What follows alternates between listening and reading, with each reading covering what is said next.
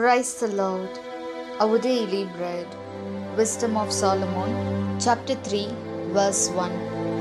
The souls of the righteous are in the hand of God, and no torment shall touch them. O Almighty God, thank you for giving this wonderful verse. May your presence showers on us. O Lord, in this day there are very few who walk under your command.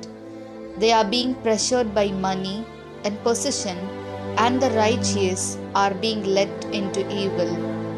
Therefore, Lord, bless us to live righteously and honestly like you, like Job and Joseph, and to rejoice in your embrace forever. We ask this in the name of Jesus Christ. Amen. அன்றாட உணவு. சாலமோனின் ஞானம் அதிகாரம் 3 இறைவார்த்தை 1. நீதிமான்களின் ஆன்மாக்கள் கடவுளின் கையில் உள்ளன.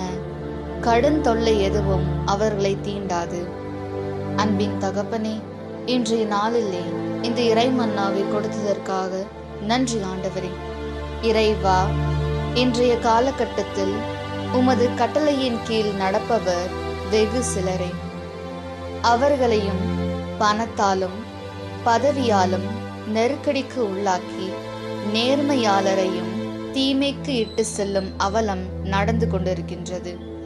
எனவே ஆண்டவரே, உம்மை போலும் யோபு யோசேப்பை போலும் நீதியுடனும் நேர்மையுடனும் வாழ்ந்து உமது அரவணைப்பில் என்னாலும் மகிழ்ந்து இருக்க எங்களை ஆசீர்வதியும். ஆமென். അന്നന്നുള്ള ഭോജനം. ജ്ഞാനം 3-ാം അധ്യായം 1-ാം വാക്യം. നീതിമാന്മാരുടെ ആത്മാവ് ദൈവകരങ്ങളിലാണ്. ഒരു ഉപദ്രവവും അവരെ സ്പർശിക്കുകയില്ല. ദൈവമേ, അങ്ങേക്ക് പ്രിയമുള്ളവരായി അങ്ങേ വചനം പാലിച്ച് നടക്കുന്നവർക്ക് എത്ര പ്രശ്നങ്ങൾ വന്നാലും ദൈവമേ അവ എല്ലാം മാറ്റി അവരെ രക്ഷിക്കുന്നുവല്ലോ.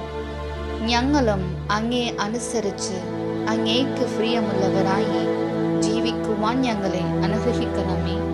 ആമേൻ.